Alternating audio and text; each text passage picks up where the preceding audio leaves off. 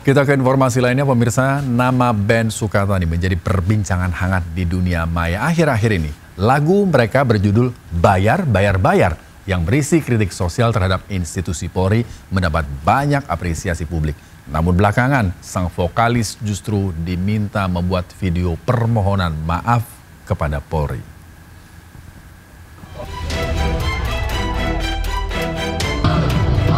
Mohon maaf yang sebesar-besarnya kepada Bapak Kapolri dan institusi Polri atas lagu ciptaan kami dengan judul lagu Bayar, Bayar, Bayar yang liriknya bayar polisi yang telah kami nyanyikan sehingga viral di beberapa platform media sosial yang pernah saya upload ke platform Spotify, yang sebenarnya lagu itu saya ciptakan untuk oknum kepolisian yang melanggar peraturan. Saya Muhammad Syifa Alutfi, sekali lagi mohon maaf. Dua vokalis band punk Sukatani, Muhammad Syifa Alutfi dan Novi Citra Indriati menyampaikan permohonan maaf melalui akun Instagram resmi band Sukatani. Aksi permintaan maaf ini pun banyak dikritik oleh netizen dan sejumlah musisi tanah air. Dua vokalis ini pun banjir dukungan termasuk dari masyarakat Purbalingga, daerah asal band Sukatani. Tak sedikit juga dari rekan sesama artis dan musisi yang memberikan dukungan kepada band Sukatani melalui komentar di Instagram band Sukatani. Seperti Eno Netral, Panji Pragiwaksono, Ben Seringai, hingga Ustadz Felix Siau. Bahkan dukungan juga datang dari musisi luar negeri Anthony Fantano. Menurutnya, pemberedelan band yang bicara korupsi adalah sebuah preseden yang buruk. Terkait kecaman masyarakat terhadap Polri yang dinilai telah mengintimidasi dua vokalis band Sukatani, Polri menegaskan institusinya tidak anti kritik. Hanya Polri pada prinsipnya tidak anti kritik, ya. Tentu bagian-bagian yang perlu terevaluasi secara konstruktif dan memiliki data, ini bagian-bagian yang terus dilakukan perbaikan-perbaikan, dan sekali lagi kami sampaikan Polri tidak anti kritik. Sebelumnya, Polda Jawa Tengah memanggil vokalis band Sukatani untuk mengklarifikasi lagu mereka yang viral tersebut. Menurut Kabid Humas Polda Jateng, Kombes Pol Artanto, kritik terhadap kinerja Polri sangat dibutuhkan, namun jika ada anggota Polri yang profesional seharusnya juga ditampilkan. Pihak Polda menyebut tidak ada intimidasi dalam proses klarifikasi. Justru Polri tidak melarang jika lagu tersebut akan dibawakan kembali. Yang salah kita hukum, tapi yang melakukan tugas dengan baik dan sudah melaksanakan kegiatan secara humanis, mengayomi, melindungi masyarakat, kita harus kita tampilkan juga. Kita apresiasi juga pada kita menghargai ekspresi, dan yang memberikan kritik membangun kepada Polri itu menjadi teman bapaknya Kapolri. Kita hargai itu semua.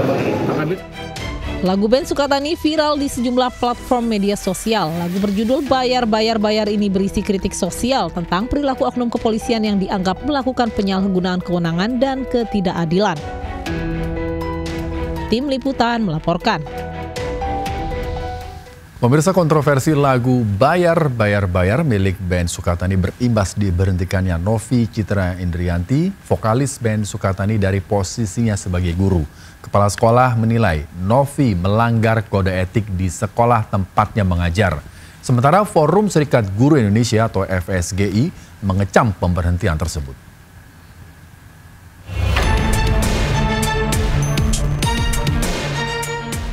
Kontroversi lagu berjudul Bayar, Bayar, Bayar milik band Sukatani terus melebar.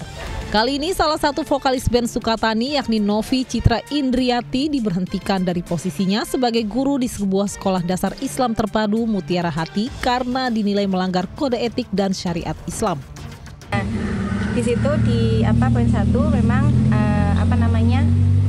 berbunyi pelanggaran pada syariat Islam itu menjadi dasar seorang karyawan guru tuh ya di lembaga kami, di yayasan kami maksudnya, itu memang mendapatkan sanksi berupa PHK seperti itu.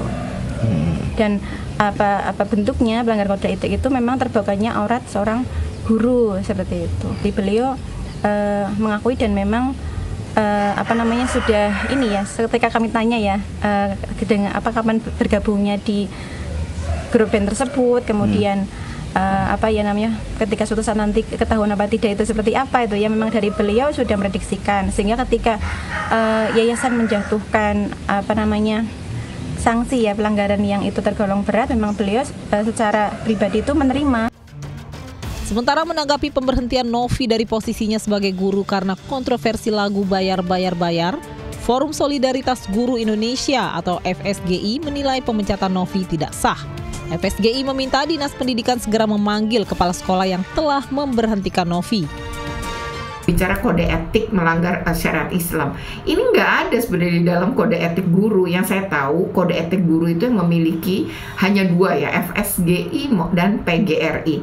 Baik di PGRI maupun di FSGI itu tidak diatur sama sekali orang bisa dipecat jadi guru tuh karena melanggar syariat Islam atau dia berekspresi ya secara seni dengan masuk salah satu grup band, itu nggak diatur gitu. Dan memecat guru itu harus jelas alasannya. Dan itu ada aturan atau ketentuannya yang kemudian ada dalam Undang-Undang Guru Dosen, PP Guru tentang peraturan pemerintah tentang guru, dan juga ada perlindungan guru lewat Permendikbudristek ya terkait perlindungan guru. Jadi nggak bisa sewenang-wenang, dan oleh karena itu Dinas Pendidikan harus memeriksa kepala sekolah.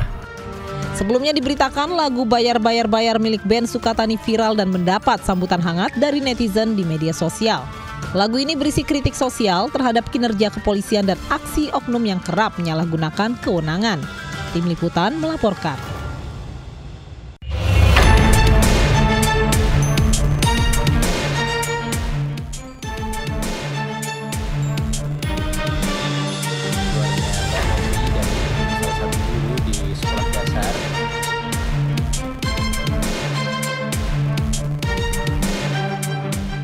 Beberapa kader PDI Perjuangan sudah mengikuti retret di Akmil, Magelang, Jawa Tengah sejak hari pertama. Di antaranya Bupati Lebak, Banten, Hasbi Jayabaya, yang menyatakan sudah berkoordinasi dengan DPD dan DPC PDIP. Hasbi mengakui ada instruksi untuk menahan bila mana kader dalam perjalanan ke Magelang, namun belum ada instruksi lanjutan. Selain Bupati Lebak Hasbi Jayabaya, terdapat Kepala Daerah PDIP yang juga telah mengikuti kegiatan di Akmil Magelang. Di antaranya Bupati Brebes, Paramita Widya, dan Gubernur Papua Tengah, Meki Nawipa. Berkoordinasi dengan DPC dan DPD partai, kan harapannya karena ini kan terkait sinergitas antara pemerintah pusat dengan pemerintah daerah, itu aja. Insya Allah ini kebaikan, saya rasa DPP partai pun akan memahami, dan beberapa kader PDI Perjuangan juga ikut hadir di tempat ini untuk mengikuti pembekalan retreat ini. Ini kan memang sepanjang sejarah yang pertama kepala daerah dikumpulkan oleh Presiden dalam satu tempat untuk mengikuti retreat. Hingga hari ketiga penyelenggaraan retreat kepala daerah, sebagian besar kepala daerah dari PDI Perjuangan masih belum bergabung. Mereka telah tiba di Magelang, namun masih menunggu arahan dari DPP dan Ketua Umum PDI Perjuangan, Megawati Soekarno Putri.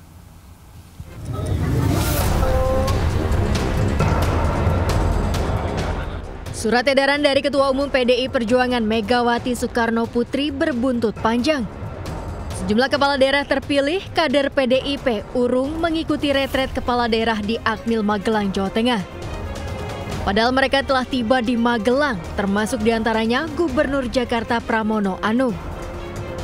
Namun Pramono ternyata punya misi lain. Pramono menyampaikan arahan dari DPP terkait kegiatan retret kepala daerah. Kepala daerah dari PDIP tetap akan mengikuti retret. Hari ini tadi Pak Pram, beliau juga sebagai calon peserta retret dan juga tentu beliau mewakili senior dari PDI Perjuangan yang sudah berkomunikasi intens dengan di DPP termasuk dengan Ibu Ketum, menyampaikan kepada kita semua bahwa kita akan mengikuti retreat ini dan jadwalnya akan diatur kemudian ya. Dan Mas Pram, Pak Pramono sudah berkomunikasi dengan pemerintah maupun berkomunikasi dengan penyelenggara yang ada di Magelang. Sementara Wakil Menteri Dalam Negeri Bima Arya menyatakan pemerintah masih menunggu semua kepala daerah yang belum bergabung. Belum ada ya, kami masih menunggu untuk yang masih belum bergabung. Kalau PDIP Pak, kabar ya dari semuanya lah, dari semuanya. Oke. Ya, oke. Cukup ya. Makasih Pak. Dari 55 kepala daerah yang diusung PDI Perjuangan, baru 3 orang yang mengikuti retret sejak hari pertama. Menurut Kemendagri, para kepala daerah yang belum bisa mengikuti retret dapat bergabung dengan gelombang kedua bersama 40 kepala daerah yang masih berproses sengketa pemilu kada di Mahkamah Konstitusi. Dari Magelang, Jawa Tengah, Puji Hartono melaporkan. Kita ke informasi berikutnya, pemirsa. Jokowi menanggapi santai pernyataan Hasto perihal permintaan Sekjen PDIP Hasto Kristianto yang meminta KPK menyelidiki keluarganya. Jokowi terbuka untuk diperiksa jika ditemukan fakta hukum. Saya tidak pernah menyesal, saya akan terus berjuang dengan api semangat yang menyala-nyala. Semoga ini menjadi momentum bagi Komisi Pemberantasan Korupsi untuk menegakkan hukum tanpa kecuali, termasuk memeriksa keluarga Pak Jokowi. Terima kasih. Merdeka! Pernyataan mengejutkan itu diungkapkan Sekjen PDI Perjuangan Hasto Kristianto usai dinyatakan ditahan oleh Komisi Pemberantasan Korupsi KPK. Hasto minta KPK tidak pandang bulu dalam menegakkan hukum, termasuk memeriksa keluarga Presiden ke-7 Republik Indonesia, Joko Widodo. Namun Jokowi hanya tersenyum menanggapi pernyataan Hasto Kristianto. Ditemui di kediamannya Solo, Jawa Tengah, Jokowi terbuka untuk diperiksa jika ditemukan fakta hukum. Jokowi diadili gimana? Keluarga Jokowi diperiksa oleh KPK. Ya, kalau ada fakta hukum, ada bukti hukum, ya silakan. Artinya kan selama ini seringkali dikait-kaitkan. Ya, sudah sering kan pernyataan seperti itu. Masa saya ulang-ulang terus? Ya, kalau ada bukti hukum, ada fakta hukum, ya silakan. PDIP menyatakan penahanan Sekjen Hasto Kristianto merupakan penahanan politik. Penahanan Hasto merupakan operasi politik untuk mengaut-aut PDIP jelang Kongres bulan April mendatang. Dari Solo, Jawa Tengah, Septiantoro melaporkan. Kegiatan orientasi atau retret para kepala daerah se-Indonesia di Magelang, Jawa Tengah melewati hari ketiga. Kegiatan diawali dengan apel pagi, dilanjut dengan materi dari Lemhanas dan paparan dari Menteri Keuangan.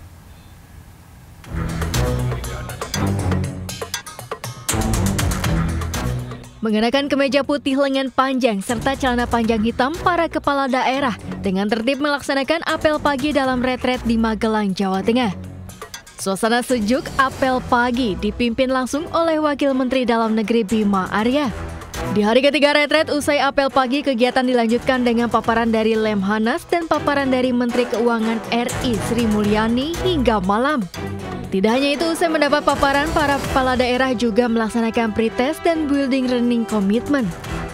Ini di hari ketiga dan sudah semakin akrab dan sudah semakin beradaptasi dengan lingkungan di sini.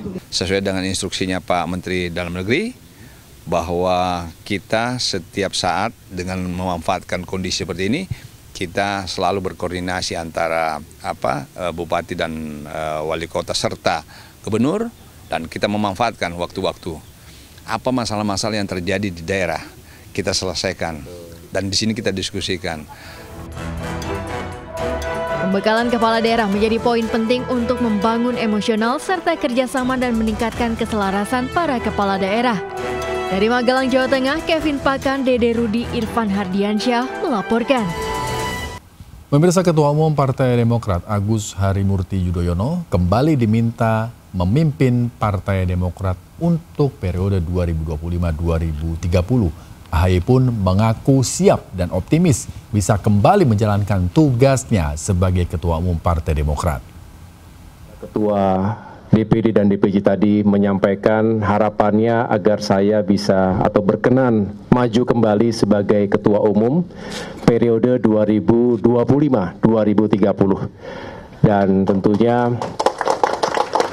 dengan niat yang baik, dengan itikat yang baik, saya menerima dan harapannya bisa menjalankan tugas dan amanah yang diberikan oleh seluruh kader untuk melanjutkan kepemimpinan yang telah dijalankan selama 5 tahun terakhir ini, tentu dengan dukungan kebersamaan dan semangat juang dari seluruh pimpinan dan seluruh kader Demokrat dimanapun berada, kami memiliki optimisme. Hari ini, Presiden Prabowo akan meluncurkan Badan Pengelola Investasi Daya Anagata Nusantara atau BPI Danantara di Istana Kepresidenan Jakarta. 3 nama diisukan masuk dalam pimpinan badan tersebut, termasuk Pandu Syahrir yang santer akan dijadikan salah satu bos Danantara.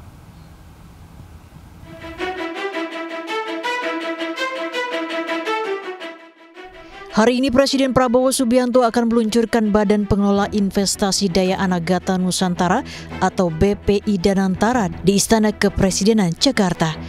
Peluncuran badan yang akan mengelola perusahaan-perusahaan BUMN ini sebelumnya dijadwalkan pada November 2024 lalu. Peluncuran BPI Danantara menandakan era baru pengelolaan investasi negara ke level lebih tinggi melalui investasi berkelanjutan dan inklusif.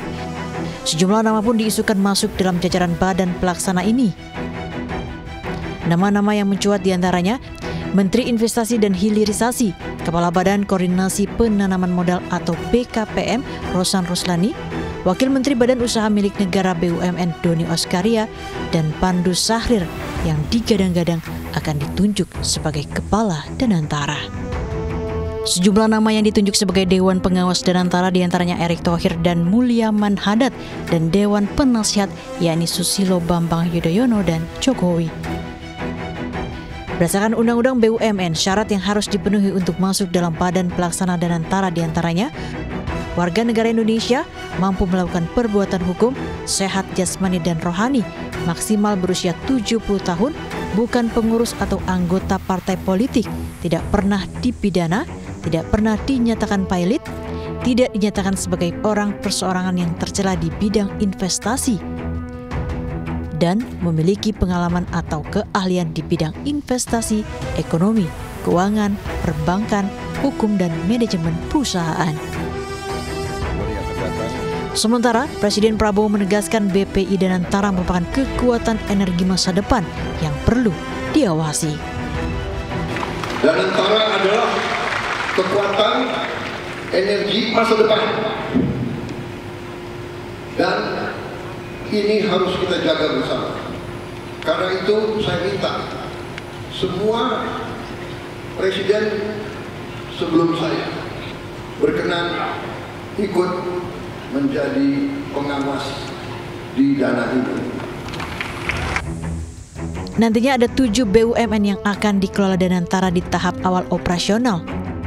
7 dari total 47 BUMN ini dipilih karena memiliki aset terbesar saat ini, di mana BPI Danantara akan menjadi badan yang mengelola aset-aset BUMN yang nilainya mencapai $900 miliar Amerika Serikat atau sekitar 14.670 triliun rupiah. Tim Liputan iNews melaporkan. Pemirsa, pemukulan brutal dilakukan oleh salah satu pelajar terhadap seorang pelajar lain dalam turnamen basket tingkat SMP Sebogoraya viral di media sosial. Pertandingan basket langsung dihentikan, pelaku mendapat skorsing 7 hari dari sekolah dan dilarang main basket selama setahun dari Perbasi Bogor.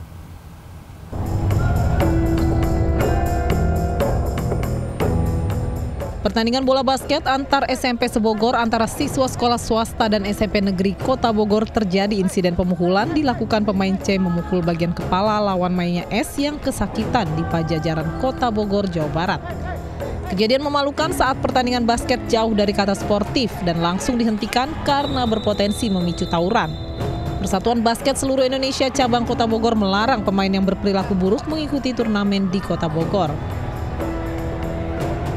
Kejadian tersebut itu kasat mata adalah memang terjadi pemukulan yang ada di peraturan organisasi, itu pasti ada sanksinya berupa PO-nya kita adalah 1 tahun tidak boleh bermain di Kota Bogor ya, karena ini kejadian di Kota Bogor dan masuk di dalam rekomendasinya Perbasi Kota Bogor. Mirisnya, teman-teman korban yang mengunggah pemukulan ke media sosial mendapat ancaman dan intimidasi diduga dari asisten pelatih basket sekolah pelaku. Dengan mengaku sebagai orang Perbasi, saat ini asisten pelatih basket dicopot dari pelatih sekolah pelaku dan dicabut lisensi pelatihannya oleh Perbasi. Dinas Pendidikan Bogor dan Perbasi Bogor memediasi sekolah dan orang tua pelaku dan juga korban agar kejadian memalukan ini tidak terulang kembali. Dari Bogor, Jawa Barat, Andi Firmansyah melaporkan. DPP Persatuan Bola Basket Seluruh Indonesia atau Perbasi menjatuhkan sanksi kepada atlet basket remaja yang melakukan pemukulan dalam pertandingan di Bogor, Jawa Barat. Pelaku mendapat sanksi larangan bermain selama 2 tahun di semua turnamen Perbasi seluruh Indonesia. Kami memutuskan untuk memberikan sanksi kepada Mardi Waluyo Cibinong, yaitu larangan bermain basket selama 2 tahun dalam seluruh pertandingan yang ada di seluruh wilayah Indonesia. Merupakan pelatih berlisensi, kami DPP Perbasi memutuskan untuk membekukan lisensi kepelatihan yang dimiliki oleh Atar Anditaria itu selama 3 tahun seluruh kompetisi di Indonesia.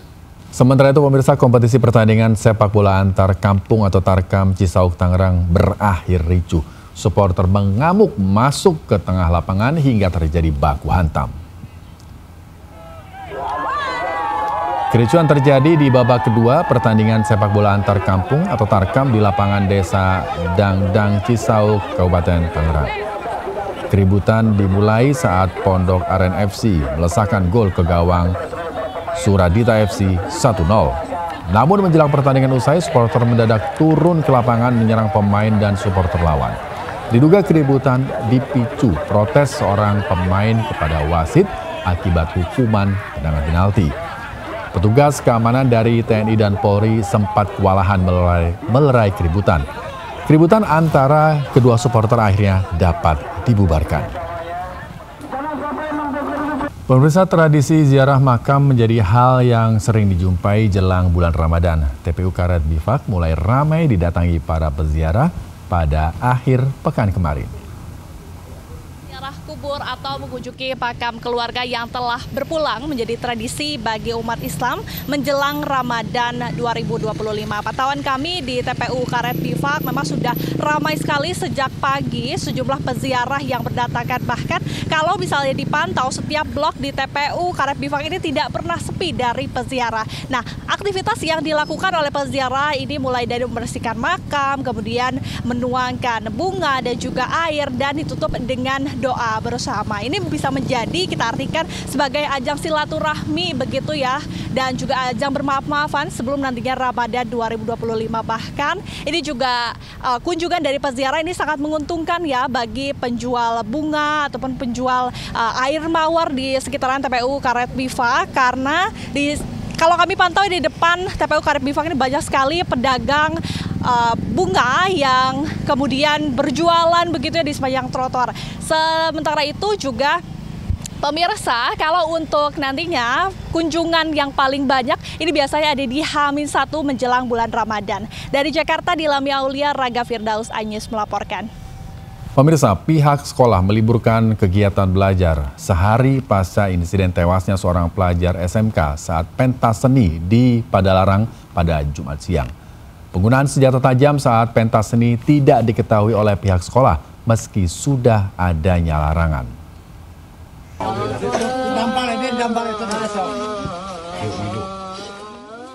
Pasca insiden maut yang menewaskan salah seorang pelajar kelas 12 saat pentas seni, proses belajar mengajar SMK Dharma Pertiwi di Padalarang, Kabupaten Bandung Barat diliburkan. Satreskrim Polres Cimahi melakukan penyelidikan dengan memeriksa sejumlah saksi termasuk pihak guru. Properti yang digunakan peserta saat pentas seni di luar standar operasi atau SOP. Pihak sekolah mengaku seluruh properti yang digunakan termasuk penggunaan senjata tajam sudah dilarang pihak sekolah. Tidak diperbolehkan untuk menggunakan tajam ataupun benda-benda tajam lainnya. Jadi kemarin itu dari hasil wawancara dengan siswa tidak sepengetahuan kami, itu merupakan inisiatif mereka dan tidak ada pembicaraan ke kami untuk penggunaan senjata tadi. Diberitakan sebelumnya MRD, pelajar kelas 12 tewas akibat senjata tajam dalam kegiatan pentas seni. Korban terluka parah di bagian dada setelah sebelumnya berperan sebagai perempuan dan memerankan adegan mengakhiri hidup. Dari Bandung, Jawa Barat, Yuwono Wahyu melaporkan. Pemirsa, turnamen POPSI Pool Men and Women Series 2025 resmi digelar di Pro Biliar Center iNews Tower, Jakarta Pusat. Kejuaraan biliar yang digelar PB POPSI tersebut diharapkan dapat melahirkan atlet biliar nasional berbakat yang mampu mengharumkan nama bangsa di dunia internasional.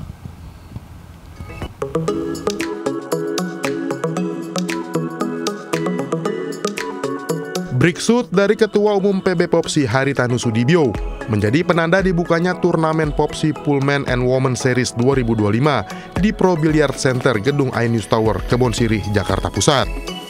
Kompetisi biliar perdana yang digelar di Pro Billiard Center ini menjadi komitmen PB POPSI untuk membuat olahraga biliar semakin dikenal masyarakat, sekaligus mampu melahirkan atlet-atlet biliar berbakat. Tujuannya untuk menciptakan atlet-atlet yang berbakat, karena dengan kompetisi ini akan memastikan mereka berlatih kan, melatih tekniknya, melatih percaya dirinya, dan ini sudah kita lakukan dan akan terus kita tingkatkan, dan nanti juga di daerah-daerah akan kita lakukan hal yang sama. Semoga bisa menambah pengalaman mereka untuk bisa ikut turnamen-turnamen yang lebih baik lagi, yang lebih internasional mungkin dan lain sebagainya, agar mereka punya jam terbang yang cukup maksimal. POPSI Pool Men and Women Series 2025 diikuti 119 peserta yang siap memperebutkan gelar juara dan hadiah hingga 176 juta rupiah. Tempatnya bagus banget, terus mejanya juga udah internasional banget ya. Kemarin udah cobain, jalan bolanya juga normal, terus untuk persiapannya sendiri untuk pertandingannya nanti sudah cukup matang sih. Seperti biasa kita latihan dan tetap jaga kondisi. Kalau di sekarang kan di venue-nya ini kan agak berbeda, agak premium kan. Paling kita persiapkan kayak bolanya, kita harus beradaptasi juga.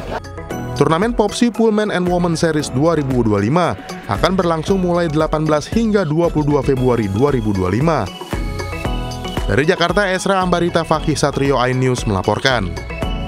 MNC Group kembali menggelar MNC Next Gen Leaders Volume 2 di Jakarta. Forum yang membahas mental health tersebut mengundang narasumber inspiratif Gen Z seperti Jeremy Pauline dan Indah Sundari Jayanti yang membahas penguatan mental generasi muda.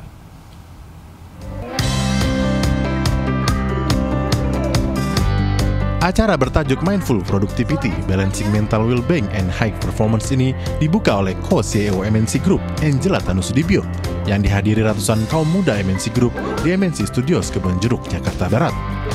Forum yang menghadirkan tokoh muda Jerome Pauline dan influencer Indah Sundari ini membahas banyak isu menarik, termasuk menyikapi kesehatan mental Gen Z dalam lingkungan pekerjaan. Jila juga ngomong kalau misalnya SDM itu yang paling berperan penting dalam sebuah negara, bahkan bukan cuma perusahaan. Jadinya aku berharap sebenarnya kalau bisa acara-acara bagus seperti ini tuh bisa lebih luas lagi jangkauannya supaya SDM Indonesia bisa semua maju dan aware terhadap mungkin mental health, dan kedepannya mungkin bisa dibikin tema-tema baru supaya lebih mantap. Memang perkembangan zaman itu kan mempengaruhi bagaimana mental health ini jadi sesuatu hal yang sangat disadari gitu ya oleh para Gen Z, dan tuntutan, tekanan dari sosial media dan juga dari berbagai hal juga mempengaruhi Gen Z ini sendiri, dan akhirnya itu yang berdampak nih ke pekerjaan salah satunya. Nah, apa yang harus dilakukan tuh sebenarnya beberapa tadi udah kita sampaikan, mulai dari ngeset prioritas, nentuin tujuan, terus juga benar-benar kita harus punya timeline kapan kita istirahat, kapan kita bekerja. Forum yang digelar oleh MNC Group ini diharapkan bisa membuat SDM Indonesia semakin maju dengan mengedepankan kesehatan mental. Dari Jakarta, Sahreza Zangki, Muhammad Zulkarnain, iNews melaporkan. 17 kepala daerah yang terpilih pada Pilkada 2024 dari Partai Perindo mengikuti pelantikan kepala daerah serentak bersama 961 kepala daerah terpilih lainnya di Istana Negara Jakarta. Setelah dilantik, para kader terbaik tersebut akan bekerja untuk kemajuan dan kesejahteraan masyarakat seperti yang menjadi tujuan partai yang dipimpin Ketua Umum Angela Tanusudibyo.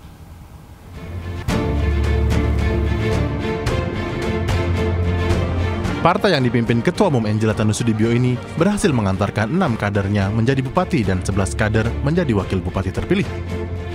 Ketua DPW Partai Perindo Sumatera Utara, Jonius Taripar Huta Barat, menjadi salah satu kader yang berhasil terpilih menjadi Bupati Tapanuli Utara selama 5 tahun mendatang. Jonius bersama wakilnya Denny Lumbantoruan berkomitmen menghadirkan pertanian dan pendidikan yang berkualitas di Tapanuli Utara. Mengedukasi masyarakat untuk bercocok tanam yang pas gitu. Jadi ada beberapa komoditi yang pas sesuai dengan kultur tanahnya, kemudian dengan pH tanahnya, nanti kita arahkan ke sana. Sehingga masyarakat itu yang bertani itu lebih mandiri, kemudian lebih profesional. Selain Jonius, kader Partai Perindo asal Lombok Utara Najmul Akhyar terpilih sebagai Bupati Lombok Utara yang akan melayani dan meningkatkan indeks pembangunan manusia di Lombok Utara. Ya, pengembangan tentu IPM kita yang terdiri dari 3 hal, yaitu pendidikan, kemudian kesehatan, daya beli masyarakat kita. Nah, ini menjadi konsen utama kita, karena bagaimanapun Lombok Utara saat ini masih terus harus ditingkatkan IPM-nya. 4 kader lainnya yakni Ferry Saputra Simatupang, Bupati Labuhan Batu Selatan, Vera Elena Laruni, Bupati Donggala, Paulus Henuk, Bupati Rotendau, serta Muhammad Tahir Hanubun, Bupati Maluku Tenggara, yang akan membawa daerahnya masing-masing menuju sejahtera. Dari Jakarta, Dilami Aulia, Zulkarnain, iNews melaporkan. Pemirsa, memiliki rambut berkilau dan sehat merupakan dambaan semua orang. Dan salah satu cara agar memiliki rambut sehat adalah mencegah ketombe kumat dengan scalp barrier yang kuat.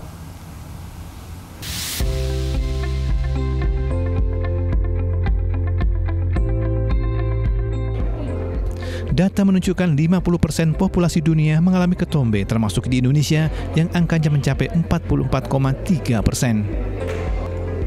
Clear berkolaborasi dengan Perhimpunan Dokter Spesialis Kulit dan Kelamin Indonesia atau Perdoski cabang Jakarta serta Halodoc.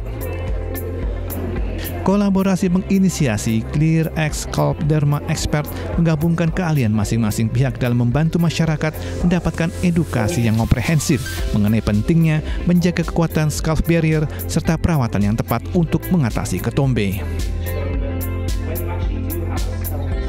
Penting untuk menjaga scalp barrier, tidak hanya untuk menghilangkan ketombe, sehingga produk baru Clear ini mengandung 2 bahan aktif yang penting. Nomor 1 adalah pyroxatonolamin yang memang bekerja untuk menghilangkan ketombe, satunya lagi diperkaya dengan niacinamide yang akan membantu menjaga scalp barrier untuk menjadi lebih kuat, gitu. Riset membuktikan mereka yang memiliki fungsi scalp barrier kuat tidak berketombe, walaupun di kulit kepala terdapat jamur Malassezia, penyebab ketombe 10 kali lebih banyak. Nah, itu sebenarnya kalau aktivitas kita sehari-hari banyak outdoor, lalu kulit kepala kita cepat berminyak atau terasa kotor, nah itu harus keramas setiap hari. Dan juga pemilihan produk shampoo yang tepat ya, yang untuk mencegah dan mengobati ketombe, sekaligus juga untuk menjaga scalp barrier atau sistem pertahanan kulit kepala kita. Clear memperkenalkan teknologi Clear Scalp Protect yang membantu meningkatkan kekuatan fungsi scalp barrier dan terbukti secara dermatologi mampu mengatasi dan mencegah ketombe datang kembali. Dari Jakarta, Adisti Arifa dan Yudi Richard melaporkan.